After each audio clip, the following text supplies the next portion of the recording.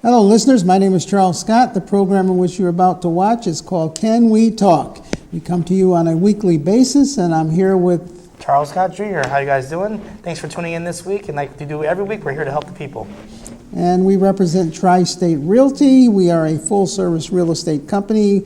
Every week we give you information as to what's happening within the economy and some of the things that are happening out there that might affect your life, and some of the things and decisions that you might be making pertaining to real estate and overall the economy. Some of the things that we are going to be talking about today is if you're planning on selling a house or listing a house, and there's been, sort of a fright in the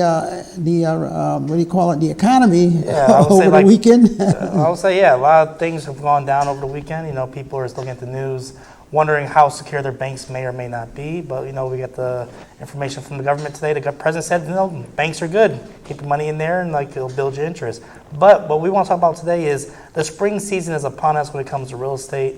And right now, spring is a busier time than just, the winter time. Like we said last week, the sun stays out longer. People are seeing more properties, and people come from further away. We get a lot of people from, in our particular situation, we're here in the Fairfield County, we get a lot of people from New York who come up and they stay longer. Sometimes they stay over because they know they have more time to look at houses during the day.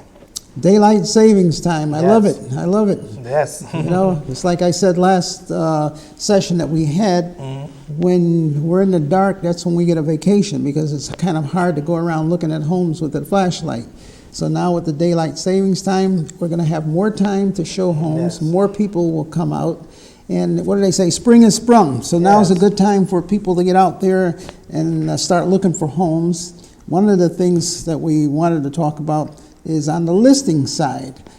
What's happening in the market right now is we need homes to sell. We need stock. We need inventory. We're short right now. Short of inventory. That's one of the reasons why the prices have sort of been propped up by that, the shortage of inventory. Across the board. Across the board. And within the last year, it's a lot of people are looking for two-family houses. Yes. It's like a run on the two-family houses. Everybody, I'd say almost 70% of the people that walk into the office, I want a two-family, I want a two-family. And to expand on that, what I see mostly online, whether it be Facebook or other social media, Instagram, people are seeing what is called house hacking.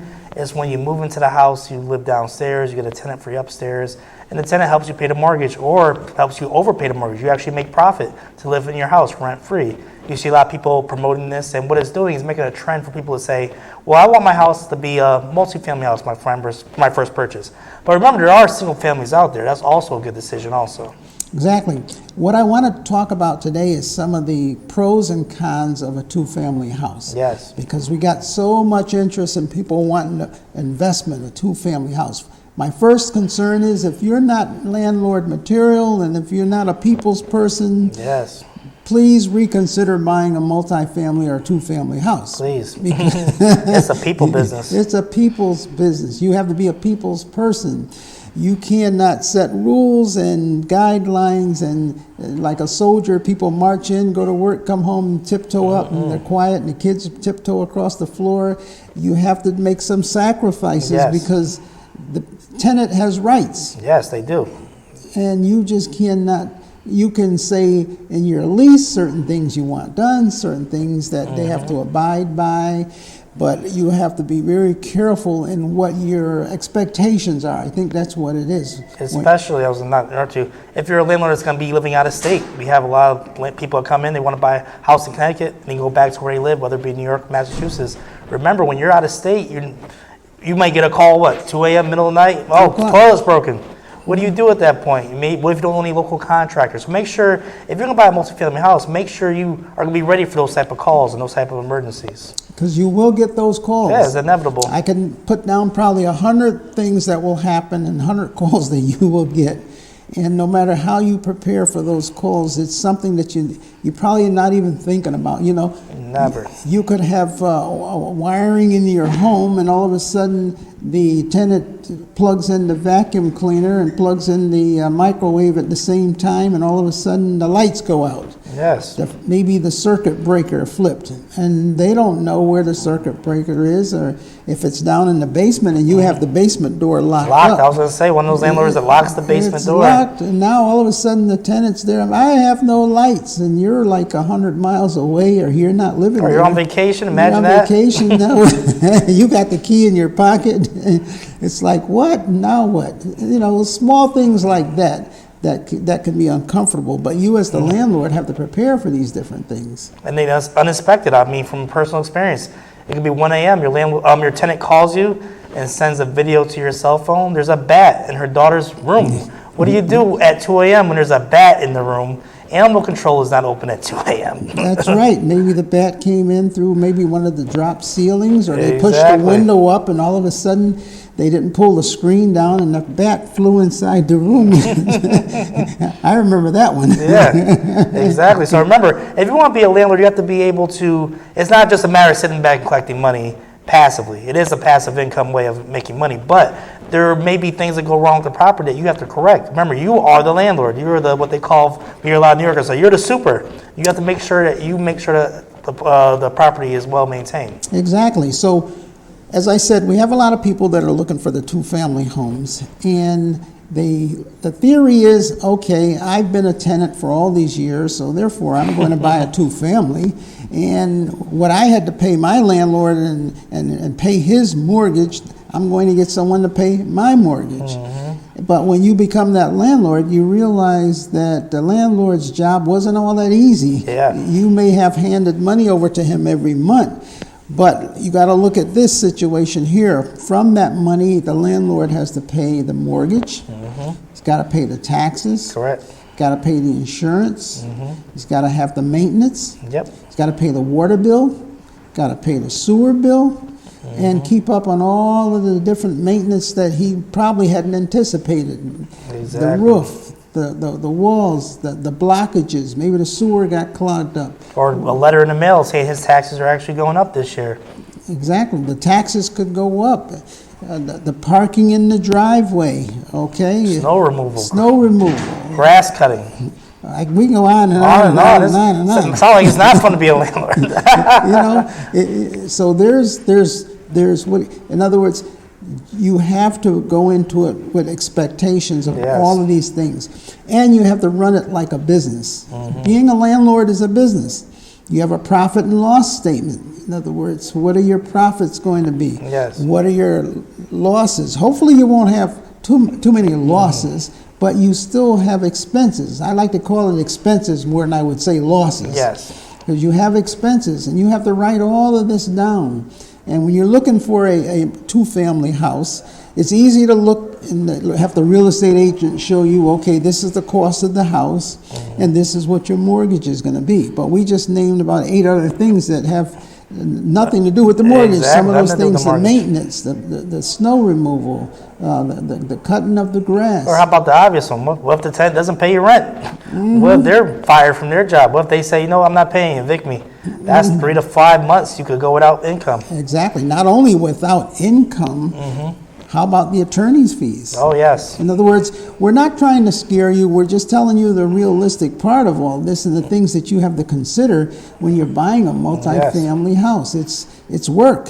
It's definitely, it's not, when they say passive income, they don't mean you buy the two-family and you just pass out and lie there and just collect rent. And that's not the kind of passive income they mean. Not at all. They mean you work at, let's put it this way, the landlord earns his money. Mm-hmm. Now, where landlords get in trouble is where if you have a absentee landlord, he doesn't do any maintenance, he doesn't fix anything up, he doesn't make any repairs or do anything like that. So that's not a good thing. It's a two-way street. You expect the landlord to take care of the apartment, to fix up the repairs and to do the maintenance, and everybody gets along. Now, a lot of people are saying how the rents have increased, and I'm going to tell you why rents have increased, other than just the landlord going up on the rent. Mm-hmm. You take, for example, a person who's had a house for maybe the last 30 years. Maybe the mortgage is paid for. Mm-hmm. He doesn't have a mortgage, so all he's got to pay is taxes, insurance, water and sewer. So maybe the rent was only $800, $900 a month. Covers all that. So he's got it made. He can, it covers his expenses. Now the house, he decides to sell the house. What's the biggest thing that we get when renters come in? What's the biggest thing they say? The landlord has sold the house, or the property is being sold, and the landlord wants to move his family in. They're not renewing my lease. Right. Most of the time, what we get is people that are coming to rent because the landlord sold the house. Now, why did the landlord sell the house? A lot of times it's because the rents were low. Yes. We're retiring, getting out of there. He's tired of being a landlord. He's tired of being a landlord and not making any money. And believe it or not, and this is almost like the funny part of it, most landlords sell the house because their relatives live there. Oh yeah, that too. They want to. They can't increase the rent. Their aunt lives there. Right. They're ashamed to increase the rent. Oh, my brother lives upstairs. Oh, my niece lives upstairs. Yep. Oh, my nephew lives upstairs, and he's been paying this amount of rent, and I'm not making any money. Don't have the heart to increase the rent. So I'm selling the house. Selling it. I don't want to be the bad guy. Let the new landlord be the bad guy. Let the new landlord come in and kick him out instead of me. That happens. And so I'm selling the house. So what happens is that, if you got a good deal going and you have a low rent, just be aware that that's only going to last for so long. It's not forever. And the economics of it is that whoever owns the house, if it's a relative of yours, they're not making any money, they may be losing money. So there's only going to be a point in time when someone's going to knock on their door and say, hey, I'll give you $350,000, $400,000 for this house. And their eyes are going to brighten up because they're thinking, whoa, I'm not making any money now. And I'm subsidized. I'm taking care of the niece upstairs. You're right. I'm taking care of the brother upstairs, and I'm tired of this. So I can cash out, get all of this money, let that other landlord take care of. So now that other landlord comes in. Now the landlord that comes in and buys the house, he has a mortgage. He can't charge you $800 because he's got to pay a mortgage of $350,000, $400,000, whereas your relative, the last landlord, didn't have any mortgage. No mortgage. So now he's got to figure that in. Now maybe the insurance company hasn't been out there in maybe 15 years. So the insurance company is charging a real low rate.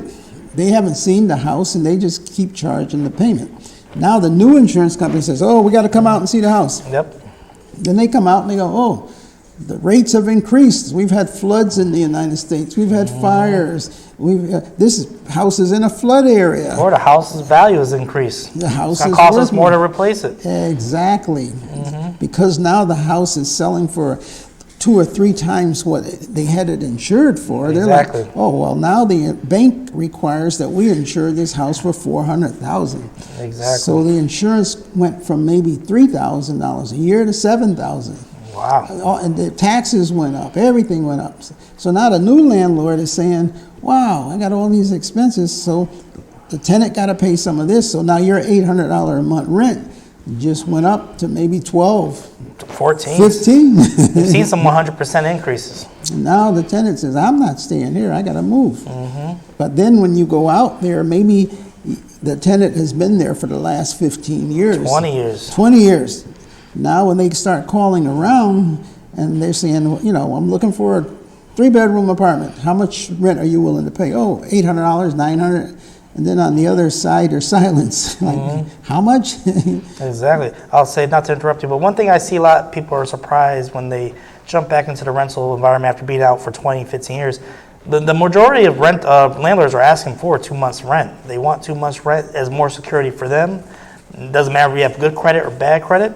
They want 2 months rent. And if you have bad credit, they may want 3 months in some situations. Exactly. And what happens is that this security is to be held into an escrow account for any repairs or any maintenance that you incur or not you incur, that you create while you're there. You or your guests. Remember, it's you or your guests. Yes. So that, this is the money that you have to save up. Let's tell them this. These landlords may think, you get that security deposit, that's a good chunk of money. When someone moves into your apartment, you got 2 months rent. That's not money for you to go and spend. That's money you're supposed to put in an account and build interest that you must give back to that tenant when they move out. That's not free play money. And also, for the tenant side, we must tell them, when you have a landlord that moves, sells the house, and you're still there, the new landlord comes in, and you decide to move because you know he's going to increase the rent. and you ask him for the security deposit and he tells you he doesn't have it, remember, by law, he has to give you your security, whether or not he got it from the previous owner. Exactly. Not only that, there's an interest that has occurred. Yes, interest. As long as you made your payments on time. If you were deficient and you paid your payments late, then they do not have to pay you interest for those months that you were paying the rent late. So just realize that what we're trying to say is it's not a piece of cake being a landlord. Now, I was going to say, but people are going to rebuttal to this. Well, Mr. Scott, I'm taking the course right now, house hacking. It says hire a management company. They'll do everything for me. That's when you're in big trouble. Because think about this management company, they're looking at their pockets, not yours.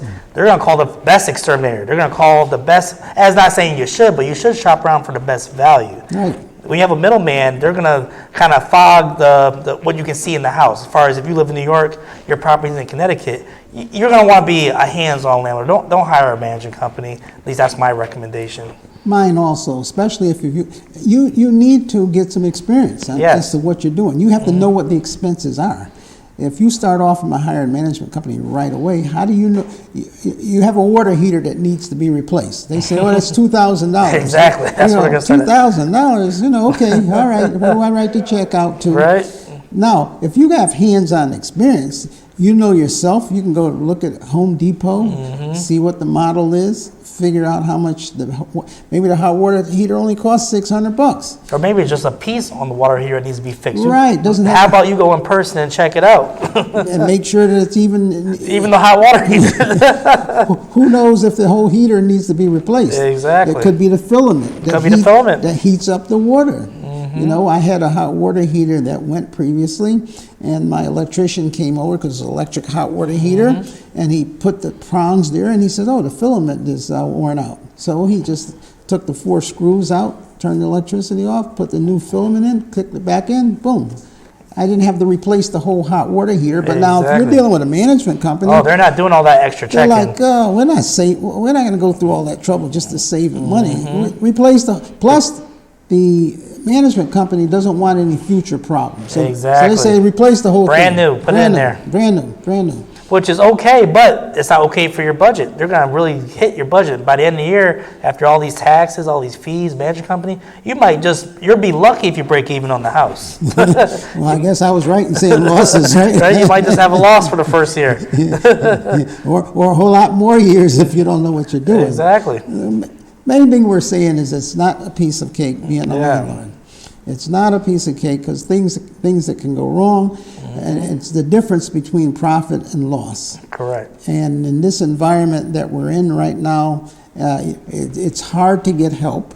You know, it's hard to get people that will do just piecemeal, or a plumber. You call a plumber up, he wants a whole job. Exactly. He wants to make $10,000, $15,000. You know, to get a reputable plumber that's going to come out and work for like a $800 job or a $600 job, he's got to get in the car, he's got to get the gas, he's got to do maintenance, his time, he got to come and do the troubleshooting, then he's got to go get the part, and he's like, I'm not making any money on this, I got to make this worth my while. So $600, it can go up to $1,200, $1,500. Exactly. Versus you as your own person doing the repair or the maintenance, or at least hiring the person, you can then get an idea. So like I said, and like we're saying, is that, you know, management companies are okay, but mostly management companies are for large projects. We have like 30 units, 40 units, like a lot of income coming in. So you can survive a loss on some units.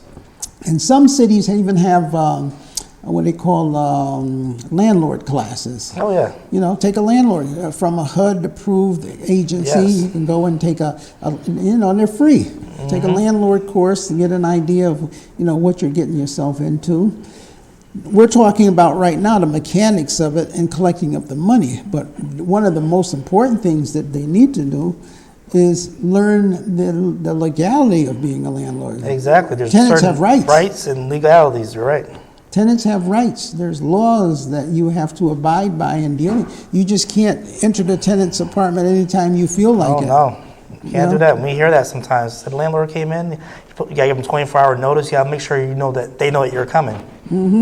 And even if they say, something's broken, I want you to fix it, you can't wait for them to go to work and then open the door and just go in there and start fixing things. Exactly. You got to give notice. You got to let them know that you're coming. And then the estimate of the repairs, when you'll be back. You don't have to give them the estimate of repairs, but you get the estimate of the repairs, and then you come back. So there's laws that you have to abide by when you're a landlord. Also, I was going to say, another good thing landlords can use is YouTube. YouTube, it can teach you Oh. so much how to change things like doorknobs, floorboards, stuff that is simple you can handle versus calling a subcontractor or contractor someone that costs $300, $400.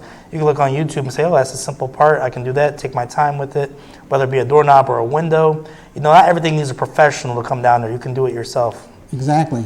So mainly, to summarize all of this up, if you are going to be a landlord and you want to buy a two-family, be prepared to do some work, do your homework, and it's not as simple as buying a single-family house. Your expenses are going to be higher. And whatever you do, you can't go by what the previous owner said the expenses would be. Oh, yeah. Because your expenses could be a lot more than what the previous owner's expenses were. Exactly. Insurance can be more. Like, it makes me laugh when people say, well, how much is the electricity that the previous owner used? What's that really got to do with you? Because here's why. The previous owner might have been an older person. He and his wife retired. They're travel or they're not home most of the time. No children. Right. So their water bill, most of the water bill is when you flush the toilet. Yes, that's true. People don't realize that. Cooking. 4 gallons every time you flush. Light bill, we've got all the lights on in the house, or electricity. So now, that person leaves, there's just 2 people living there. Now you come along, you got 3 children, you, the wife, who knows who else, the tenants come in. So the expenses that they gave you, your expenses could be 4 times as much. 4 times. Especially we live in 2023. I mean, we have technology. Everybody has an Echo Dot in their room. Everyone has a smartphone that's charging every day. Electricity is going to be massively increased if you have a tenant who's been there for 50 years and they're older versus a young family who's growing. So and then the water and sewer bill could be 3-4 times as much as the other people. Maybe the other people, like I said, they were rarely there. So when you do your expenses, you got to look at your expenses. What are my expenses going to be? And you have to price the rent accordingly, where you don't want to. I see so many people, and we work with so many people, they want to get the most rent that they can. They want to gouge it out, make the highest profit.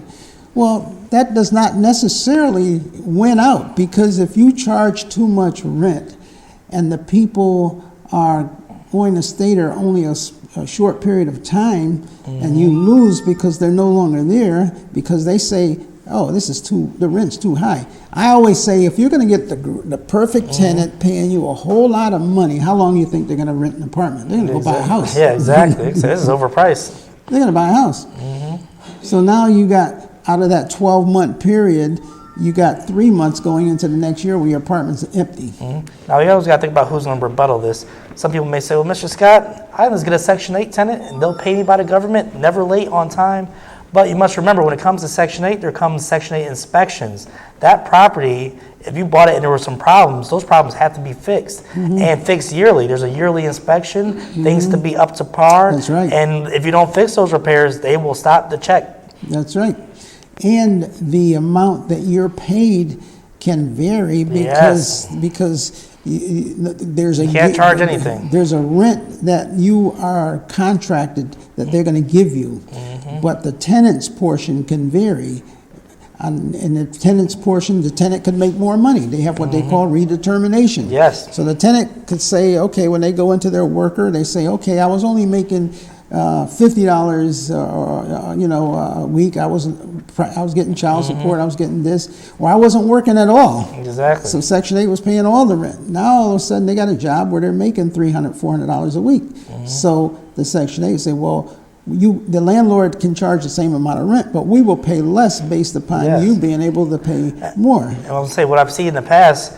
If you have a tenant who's getting 100% Section 8, they get a job. Now remember, when they get a job, they have to do redetermination. That means they're going to be responsible for a portion of rent. At that point, there may be times where, the government came in and they paid you the portion of rent, but now you have to chase the tenant. Where's the tenant at? The tenant may not be used to paying on time. So now that's worse for you. You have to pay your bills late. So. Right. And Section 8 tenants are good tenants. Yes, they but are. There's good and bad and all, Yes. Just because there's that word Section 8 in front of it does not guarantee that you're getting paid every single month and you don't have any cares or worries or anything. Just like you would with the regular market, the open market, it's the same situation. Yes. It's a good situation as long as everything works out the way it's supposed to work out. But you have to be aware that certain things can change. And so you got to be on your P's and Q's. We're saying make sure you do your homework, make sure you look into it. And the other thing you got to realize too, there's not a lot of two-family houses out there. Very, very low inventory. Very few. Very low. So you're going to pay top dollar. Yes. Supply and demand. Since there's not a lot of properties and a lot of people want them, supply is low, demand is high. Be prepared to pay top dollar, especially if you want to get a nice property that's going to be carefree, doesn't need a lot of maintenance. You have to be prepared to pay a lot. Also, the other thing important, just because you want to buy a two-family house or a multifamily, remember you have to be able to move in there. Yes. So if that house has leases and tenants, you can't just buy the house and kick people out because you have to honor those leases. You have to honor the lease. So you can't go in and put people out. And if they have a lease and you tell the mortgage company or they tell you you have to live there, then you cannot buy that house. Nope. Simple as that.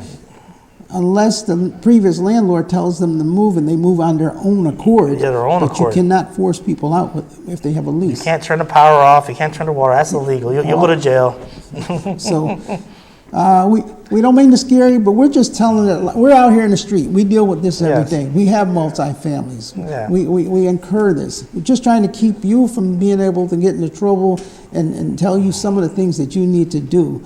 So hopefully this session has been, gave you a lot of information. I was going to tell them, now that's just two families. We're not even talking about three families I don't and want to four get into families. that. That'll be another episode. That's another episode. But definitely, be sure to tune in every week while we, break down each topic one by one. And we're here to help the people, like always. Do you want to do the outro today?